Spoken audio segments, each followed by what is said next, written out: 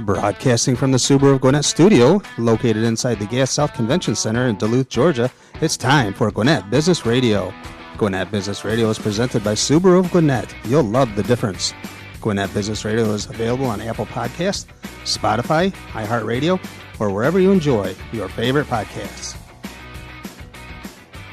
Welcome, listeners, to another edition of Gwinnett Business Radio, coming from the Subaru of Gwinnett studios, located in the beautiful Gas South District Convention Center. And today in the studio, we have two wonderful guests, Andy Mason from Level Creek Property Restoration, and we have Stephanie Fisher from the Georgia Restaurant Association. So welcome both. Thanks for coming into the show. Thank you for having us. Great, thank you. Yeah, you're welcome. It was nice to meet both of you. So we're going to get right into property restoration with Andy Mason. So how did you get into property restoration? I mean, what drove you to get into that? Was there a desire? Did you just like helping people? It was a necessity. We started about 16 years ago. We're a Gwinnett-based business. And as we were talking a little bit earlier off podcast about the need for good quality local restoration companies, we're a niche business. So we deal, while I'm a general contractor, I deal mostly with people that are having disasters, right? Whether it be a business or an individual who has a fire, a flood, or anything like that. It is a specific industry that we're in because we have to have the knowledge how to deal with the insurance carriers, how to shepherd the insureds, the clients through the whole process, right? Any general contractor that's worth their salt can build back a house, build back a business, but there's so many more things to it when you're dealing with insurance. Policy limits, what is allowed, this, coverage upgrades, and just dealing with quite frankly, the bureaucracy of an insurance company to make sure that person, that business is put back in pre-loss condition when they have a loss. And so over the years, we've really tried to fine-tune that and to make sure that claims experience, not only for the individual that had the loss, but also for the carrier that's, paying for it, is having a seamless claims experience to get this thing done as quickly as possible to make sure that these people are made whole, whether it's a business, restaurants. I mean, a restaurant that closes down for a kitchen fire or a flood, they need to get back open. They definitely do. So they can start serving food and start generating income. A family, they're displaced from their home. Sometimes they say, it's going to take 8 months to a year to get them back in their house. Well, let's try to make it, 6 months, 4 months to get them back in so they can get some continuity back in their life. And I think that's what we're really good at, is being hands-on in a local company that strives for that claims experience, if that answered your question. It does, yes. So you mentioned restaurants, have a fire in the kitchen or something like that. So it sounds like Level Creek Restoration will work with just about any business. Is there anything that you shy away from, or? Well, there's things we can and cannot do. We don't do any type of asbestos. There's so many certifications and everything. Yes. We are aligned with companies that can do it. So if we, run into an older home and we do find that there's asbestos, we can bring in the team that needs the asbestos. So you've got the resources and the contacts. Exactly, and then we can come in and finish it up. So there's really nothing that we cannot do. So you're basically a one-stop Absolutely. restoration. Yes. And that's what people want, because a lot of times when this happens, they don't know. They're like, I got a plumber, or I got a buddy that does sheetrock, and what about an electrician? We're general contractors. We have everybody that we can step in and do it from soup to nuts and get the business back up and running as quickly as possible. And that's good, because when you're working with somebody like yourself, obviously you have an experience that you're going through where it's traumatic or stressful or whatever it is, tree fall in the house fire. It really upends lives and businesses at the same point. So knowing that you have a team behind you, you have a proven team behind you that is successful to get that done. I can see where that kind of supports your statement earlier, where you're a niche business. Well, and you're right. And then, one of the questions that I had sent to you was, and that's one of the things about the core values driving our business. And one of these things, too, that I try to instill with my entire team is empathize with everyone. Because when we're at somebody's house, they didn't ask us to come there, hey, I want to remodel my bathroom. I'm doing my basement. We're there because the house is a smoldering pile of ash, or they're sitting in 2 feet of water. They're freaked out. Definitely. So the empathy of being there and being able to help talk them off a ledge and let them know the process, set the expectations of what needs to go in, to give them some peace of mind that, yes, this is terrible. I tell them all the time, I said, ma'am, this has probably never happened to you before, but we deal with it every day. and we know the processes that we need to take. So to us, that's very important because they're going in a million different directions. I mean, I've seen people that have lost loved ones in a fire. They've lost everything that they own, and they just don't know where to start. They're in the middle of a burned out house, and they're picking up pizza pans, saying, "Oh, I need this." So their mind is just racing, and so it's really having that empathy and just trying to get them moving in a direction so we can get some sanity back into their life. Yeah, that's an important thing that you state is the empathy factor for those, because like you said, they are going through a traumatic experience, and you had mentioned that you deal with this on a day-to-day basis. What are some of the losses that Level Creek Property does deal with on a day-to-day basis, other than house fires that you mentioned or a tree falling on your house? We do everything. I mean, it can be somebody's crammed a Barbie down a toilet and it ran for 3 hours, and so now we've got a flooded basement, right? We've got a number of large loss fires going on right now. Started either electrical or I had one guy that was cleaning out his fireplace and dumped the ashes in the snow because he thought, oh, well, it's snowing, it's wet. Well, 2 days later, it smoldered underneath the leaves and burned his house down. After I leave here, I'm going to a Montessori school that they're like, hey, we think that there's mold in one of our classrooms. So, go out there, do the testing, take a look around, see if there's anything going on and figure out what we need to do to get it right. So we really do run the gamut. It might be a $3,000 bathroom water damage job, or it might be a $400,000 house that burned to the ground. It just really depends on, what the day gives us. So you had mentioned testing for mold. Mm-hmm. Is that something that you do on site, or is that where you collect samples and you send them away? And kind of second to that question, do you also do indoor air quality type testing? Obviously, if someone has some kind of disaster happen to their home, and you want to make sure that the air is going to be clean and suitable, more particular with businesses where they want to make sure their employees are not exposed to something that's ongoing if they had some kind of chemical spill. So do you do all that as well? Absolutely. Like I said, when I leave here, they called us over the internet and they had some concerns, and we will do the air quality testing. We send it off to an independent lab. Sure. We can't, so we send it off to an independent lab. And then based on what the situation is, if it's a smaller job and we know what it is, we do it. But then there's times where we'll have to bring in an industrial hygienist. So if it's a large property, if it's widespread contamination, then we'll bring in a third party to say, hey, Level Creek, this is what you need to do, right? They write the recipe, we do it, and then they come back behind us and say, yes, you did it, the errors and within the baselines, et cetera, et cetera. So you got to be careful about mold, right? You don't want, You do. You can easily say, oh, yeah, we got it cleaned up. Well, who's going to check? So that's why we use the third party for the air sampling, to make sure when we send it that it's somebody else other than Level Creek that's saying, yes, they did their job, it's clean. They're actually checking for mold spores that could be in the air or something like that. Yeah, because you could definitely have mold hidden behind a wall or underneath a floor or something like that. Right, that might not be in the air, right? Right. So if it's visible, yes, you need to follow the protocols either to remove it, clean it, and encapsulate it. But then at the end of the day, you want to make sure that what you're breathing is clean air within the baseline of what's outside. So what's your average response time to a disaster? Typically, if it's a disaster, we like to be out on site within 2 hours. That's quick mobilization. That's 24/7, 365. I mean, that's Christmas Eve, you're out at somebody's house. July 4th, you're out at somebody's house. So we have to be there, because when a individual has a loss, it's incumbent upon them to make sure that they're mitigating any further damage, because the insurance company's going to say, well, you waited 5 days? Well, then you caused all this additional damage. So it's incumbent upon them to get somebody that can get out there as quickly as possible to make sure that no further damage is being done. So I'd kind of like to explore a little bit the interaction that you have with the insurance companies. Because obviously homeowners, they purchase a home, they buy home insurance just because they're required to, because they've got a mortgage or something like that. Then they have a tragedy and they don't exactly know what procedure or what steps to do. Is that where you step in and you're working directly with the insurance agent, or are you still working through the homeowner, educating them? We are hired by the homeowner, right? They're Right. ultimately the ones that are paying the bill. They're getting the funds through their carrier. Yes. But we work for them, and that's one thing. A lot of times people are like, well, you're in the pocket of the insurance company, and no, we're not. We are being paid by you. And one of the good things about using a reputable restoration company is that they know what needs to happen in order to put the house back to pre-loss condition.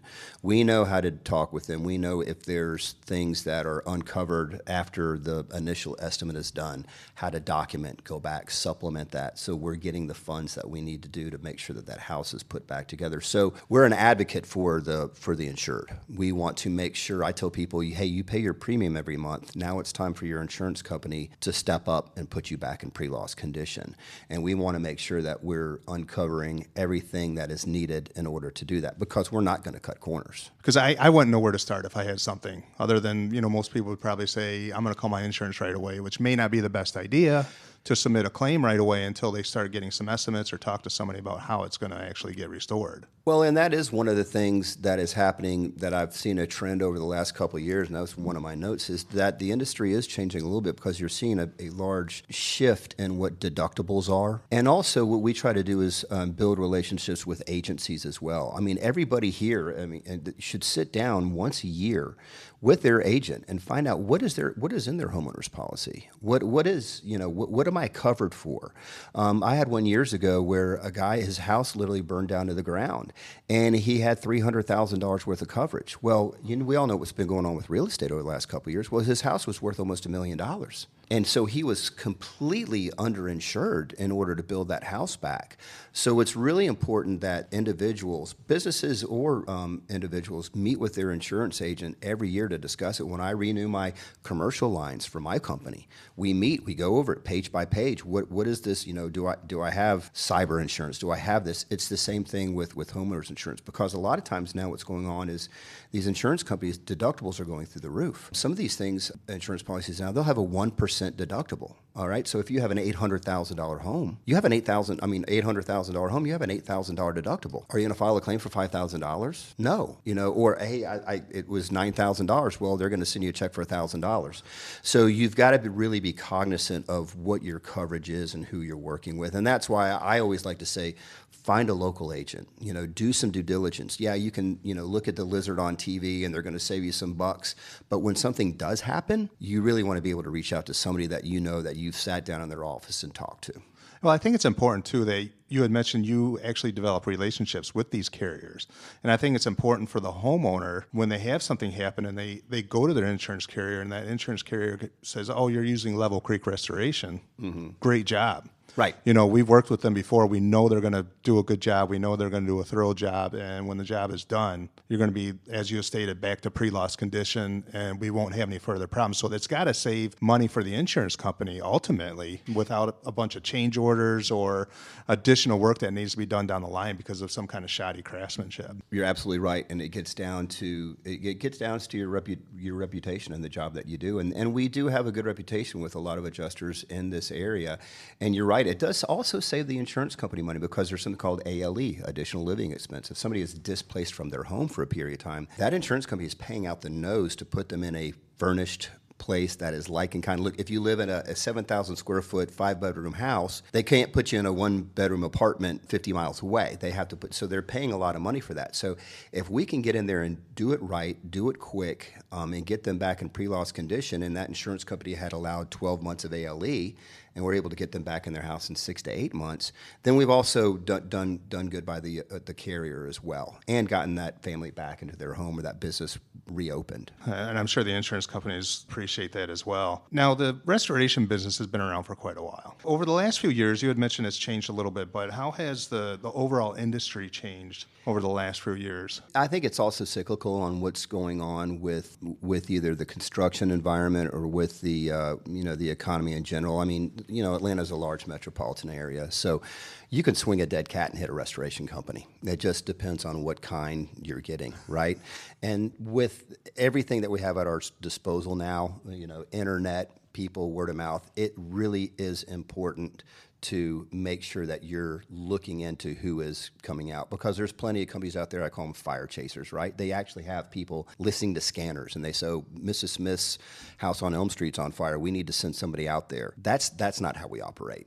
So you really do need to do that due diligence. And with technology we have right now, it's incredible. I mean, we had a call the other a couple of weeks ago, a month or so ago, and I asked, well, how did you hear about this? And he said, ChatGPT said that you were one of the better companies in the area. I'm like, what? You do need to do your due diligence as a business owner or a homeowner, because there will be people that just show up at your house. Those are most likely the people you want to maybe say, you know what, I've got this under control, and kind of do a little bit of work on your own. Ask your agent, ask your adjuster, but get a better informed opinion rather than just somebody that's knocking on your door or put a flyer in your mailbox. Yeah, AI makes me a little skeptical about that. You mentioned ChatGPT or any of the other ones, where if a business pops up, it's almost like they're very good at setting up their website to pop up when someone asks a question, and not necessarily good at restoring property. So I appreciate all the information you provided us. Is there anything else you wanted to share about Level Creek Restoration?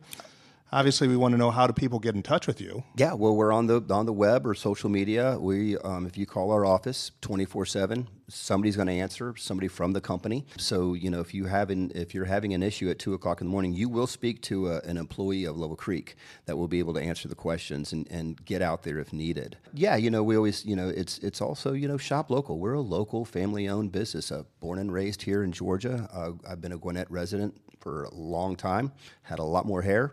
You and me both. I got a face for podcast. I know. If I had $1 for every time I said, I'd have $10 right now. So exactly. But no, really, there's good companies out there. I think we're one of them. And whether you use Level Creek or not, just do your background and find out who you're actually working with to trust and care to put your house or your business back in shape.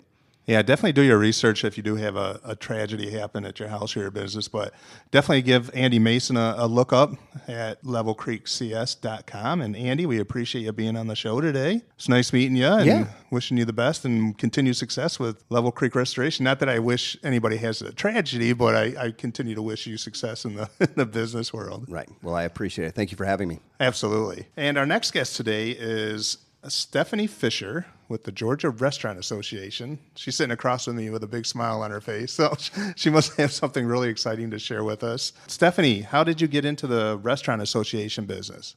Actually, first I want to say I'm calling my insurance agent tomorrow, so thank you for that. I actually started as a board member of the Georgia Restaurant Association approximately, I think, about 2017.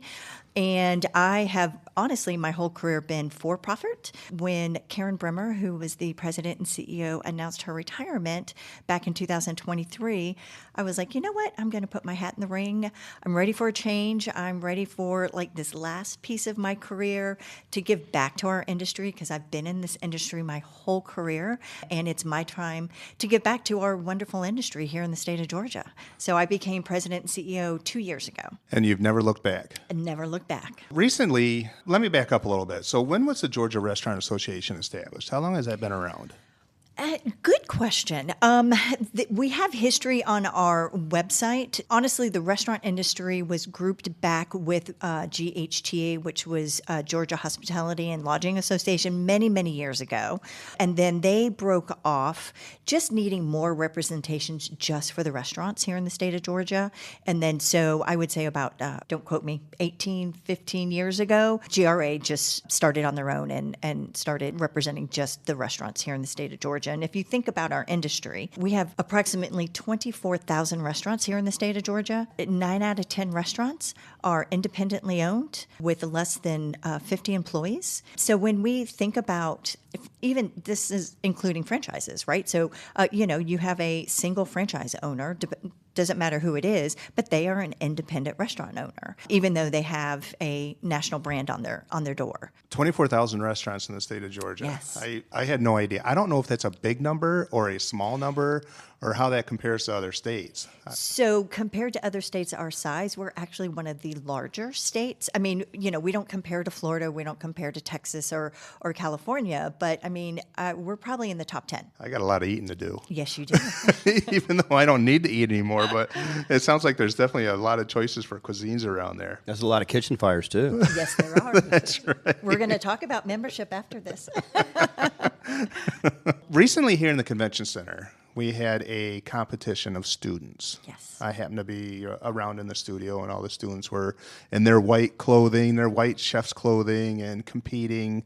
Give us some more details. I didn't actually go see the event. I don't know the history behind it. I don't know the details. I don't know what they're actually doing, how they're presenting. Are they cooking? Are they just displaying management skills? Give us a little bit of insight into exactly what I believe it's called the Pro Start. Yes.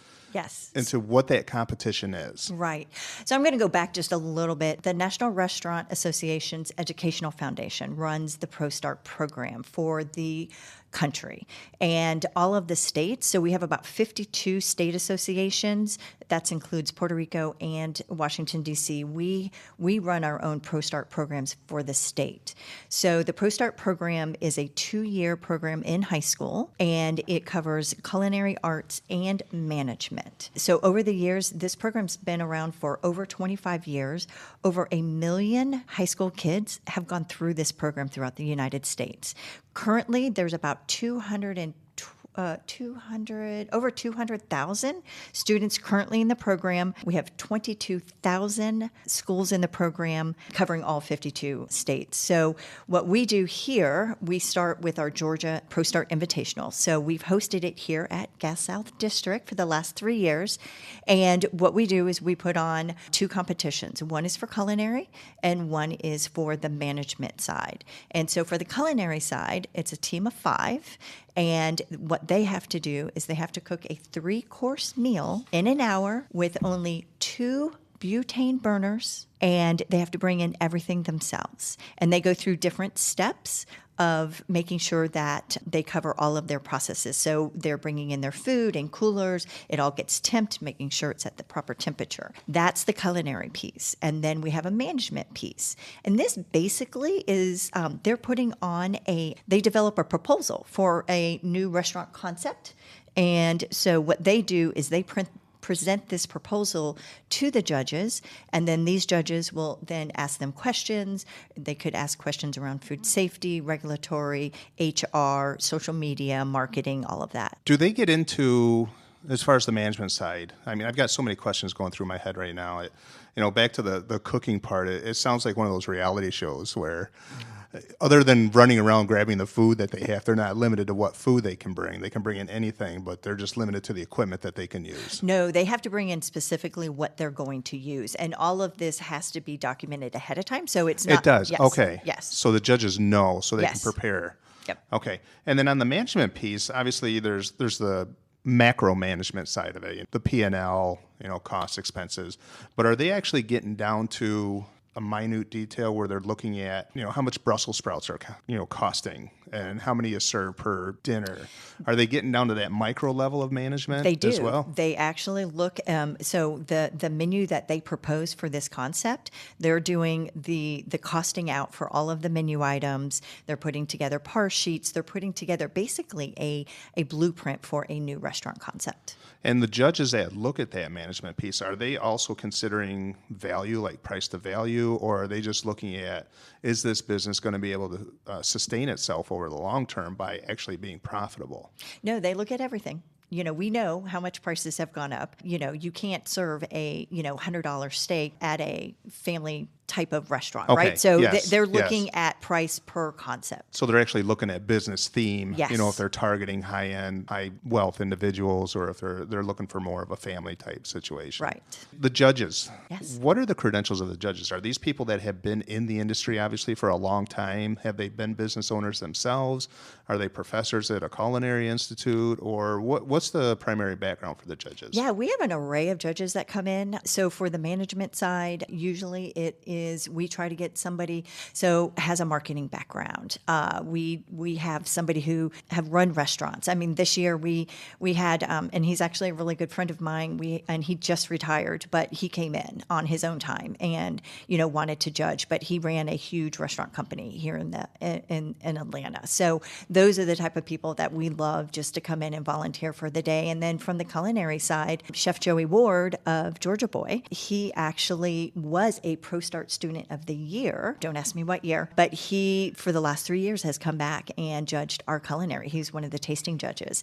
And we also had Kevin Gillespie this year come be one of our tasting judges, along with, we're so fortunate to have people who really understand this program and realize the importance of introducing the hospitality industry to our high school students so they understand that they have a career in this industry. And it's not just cooking and management. I mean, there's so many different types of careers you can go into. I mean, I started at Kentucky Fried Chicken in high school and, have worked my way up. Now I'm running a nonprofit. So, you can go into HR, you can go into finance, you can go into construction and business development and all kinds of stuff. So, yeah. Now, are you seeing an uptick or an increase in students that are interested in the culinary arts right now, or is it kind of leveled off? I will say we are building our ProStart program here in the state of Georgia. We've done, we just took over the ProStart program during the pandemic. There was another nonprofit that was actually running it, and they went to my predecessor, Karen Bremer, and asked if she would take over the ProStart program. She went ahead and founded the foundation, so the Georgia Restaurant Association Foundation, and we started with the program about 6 years ago. We have 59 schools throughout the state who are currently enrolled in the ProStart program. And of course, we're always looking to add more schools. And I think you have some exciting news to share about the ProStart competition. Am I correct? That we've actually got a local high school. Yes, you do. That is going to the national competition now. Yes. Nationals take place at the end of April in Baltimore, Maryland. Berkmeyer High School won first place both in culinary and management, actually for the second year in a row. So they're going back to nationals. Honestly, back in 24, Berkmeyer placed their culinary team, placed 11 out of 48 states.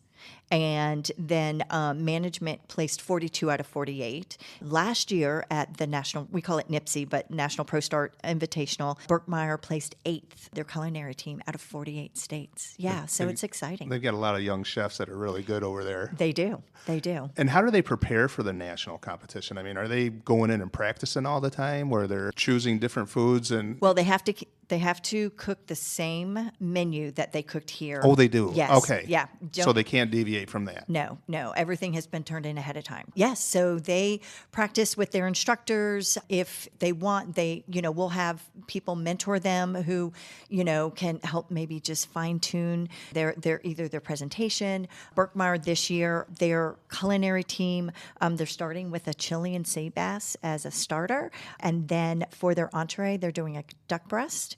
And then for their dessert, they do a mixed berry compote. And for the management team, their presentation this year is going to be fresca and fries. So it's a food truck concept, loaded fries and fresca aqua. So really, really exciting. Yeah. So what we're trying to do is maybe put them, have a mentor come in and just, listen to their concept, make sure that they've got everything fine tuned. Because they've got to have presentation, not food presentation, but people presentation skills as well, because they're interacting with the judges. The judges are probably asking them what they're doing. What are you cooking here? How are you preparing it? So they're testing their knowledge on the food as well. Yes. So they've got to go through all that training. Yes, and knife skills, and yes, yeah. So they're all sharpening their own knives and everything too. Yes, it's fun. I was able to go back in 2024 for the first time, and it's just amazing to see what these kids can produce in an hour. It's an hour. That's it. And watching the culinary or the management presentations, because they go in stages, and so they have to do their presentation like 3 different times to different judges, and then these judges have prepared questions that they ask them. So it's intense. Yeah, it sounds really interesting. I wish I would have caught the show when it was here, the competition. Next year I'm going to let you know. I'll definitely watch it next year because I'd love to see those young adults work and compete against each other in that culinary world. One of my last questions I have here is, how important is it for people that work with the Georgia Restaurant Association? And I don't know if recruit is the correct word, or recruit graduates or participants of there in order to sustain the fantastic culinary world that we have in the state of Georgia. So how are those two aligned? And what's your success rate of having someone that goes through the program have a successful career in the food service or hospitality industry? That is one thing I would love to track, is really to watch where the students go after high school. We haven't gotten there yet with our program, but we definitely want to. But the nice thing is when we know that somebody is really, really interested in the culinary world or management, whether they win a scholarship, because we do have scholarships that they can win and go on to a secondary education, or place somebody right into maybe another culinary school before they go into the into a restaurant to work. So we try to be that kind of gateway for them, if we can, to introduce them to different resources out there for them. You look at Joey Ward as a perfect example. Now he has, if you haven't been to Georgia Boy, you need to go. It's absolutely fabulous, along with all of our other wonderful restaurants here in the state of Georgia. It's amazing to see what these kids can do, and not everybody stays in the industry, but if they do and they have a passion for it, we definitely have ways for them to find employment around the city or around the state.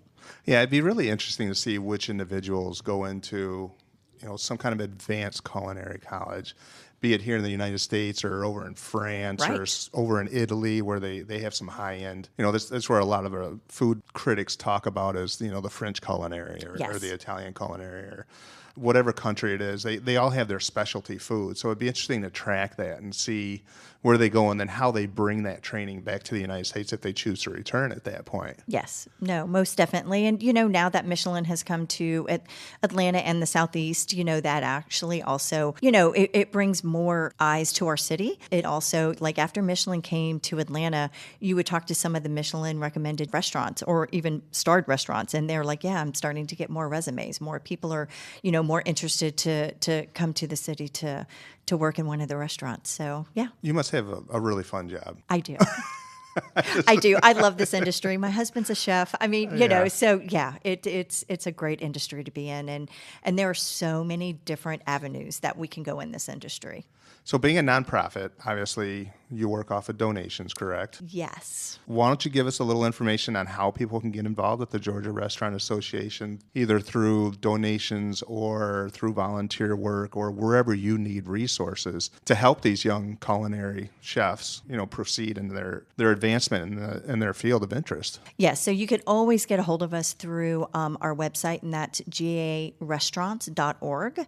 And then also, a membership for any restaurants listening out there. Membership for us is very important. That's what helps sustain us, because even though we advocate for every restaurant in the state of Georgia, we still need membership to make sure that we can keep doing what we do for all of the restaurants here in the state, and then also to make sure that our restaurants understand what resources we have here for them outside of the advocacy piece. So, somebody like the restoration, level 1 restoration, if you have a restaurant fire, come to us, we know who to go to. So those type of things are really, really important. That was going to be my final question here is people obviously, they want to be members of the GRA. What benefits do they get? What do they get for that membership fee, other than having access to trained young professionals, right? Which is really important, obviously, for this continued success of their business. But what other resources do they get with that membership? It's funny you asked that, because after taking over 2 years ago, that's something that we started. I called my first year of discovery. And so last year we dealt with some stuff that I discovered the year before. The biggest thing is membership, and it's member engagement. And it's what do we bring to our members, right? Other than the advocacy piece. We offer different resources to all of our members, discounts with ServSafe products, restaurantowner.com. We're starting a legal service coming up soon. I really want to hear what's going on in the industry. I'm starting a CEO roundtable, and so I'm going to go to different states around, or different counties around the state and different cities around the state, and set up roundtables at a restaurant and just listen to our members and anybody who wants to come learn more about the GRA and what resources we bring to the table. So I think that's really, really important to listen to, like, what's going on out there, because it's not just all Atlanta, right? So There's so much out there, and there's so much, our restaurants right now are running on really, really slim margins. Any resources that we can help them to just help save a couple dollars here or there or help prevent something is so, so important. I'm glad you came on the show today. Well, thank you. Thank you both. Thank you, Andy Mason from Level Creek Restoration, and sharing your story and the services that you offer the area around here, and Stephanie, Georgia Restaurant Association. Thank you. Wishing Berkmeyer High School. Berkmeyer continued success at the national level. Yeah. And hopefully they'll bring back some more awards. And Yes, it's a future show. it's a future show. That's right. We'll stay in touch for sure. Great. All right. Thank you, everybody. Thank you. Thank you. And thanks for listening to Gwinnett Business Radio, again sponsored by Subaru of Gwinnett. You'll love the difference, and being recorded here in the Gas South Convention Center. So have a great day, everybody. Thank you.